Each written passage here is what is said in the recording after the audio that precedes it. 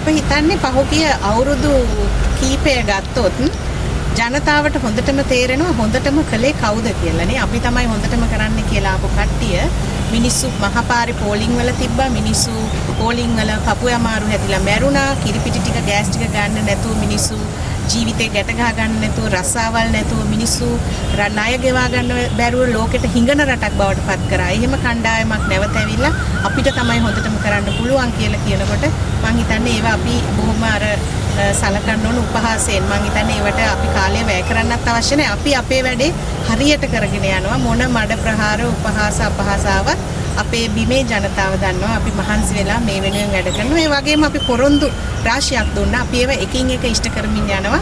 මේ දවස්වල ඔබට පේනවා ඇති විශේෂයෙන් අධිකරණ කටයුතු ඒ වගේම පරණ වංචා දූෂණ වලට වග කිවන්න ඕන අය දැන් එක්කෙනා හිරේට යනවා. විශේෂයෙන් අධිකරණය, පොලිස් දෙපාර්තමේන්තුව, අපරාධ පරීක්ෂණ දෙපාර්තමේන්තුව, අල්ලස් කොමිසම ස්වාධීනව වැඩ කරගෙන යනවා, ශක්තිමත්ව වැඩ කරගෙන යනවා. ඒකට අපි අවශ්‍ය පහසුකම් රජයක් හැටියට දීලා තියෙනවා. ඒ නිසා ඉතින් බොහොම දුක් ගැනවිලි, කෙඳිරිලි, අපහාස උපහාස චෝදනා ඉස්සරහට නමුත් අපි රජයක් ලෙස ඒව ගණන් ගන්න අපේ වැඩේ කරගෙන යන එක තමයි අපේ ප්‍රමුඛතාවය.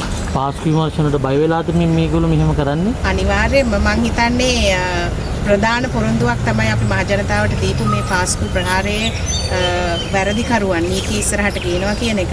ඒක හරියට ඒ සාධාරණ වේ පරීක්ෂණ වෙමින් පවතිනවා කියන එක පැහැදිලි. ඒක ගැන ආයේ අපිට අමුතුවෙන් හිතන්න දෙයක් නැහැ. ඉතින් එතකොට මං හිතන්නේ බයක් ඇති වෙන එක සාධාරණයි. මොකද මෙච්චර කාලයක් හංගගෙන හිටපු, හංගවන්න උත්සාහ කරපු, කවදාවත් එළි නොවේයි කියලා හිටපු අපරාධ දැන් එකින් එක එළියට එනවා.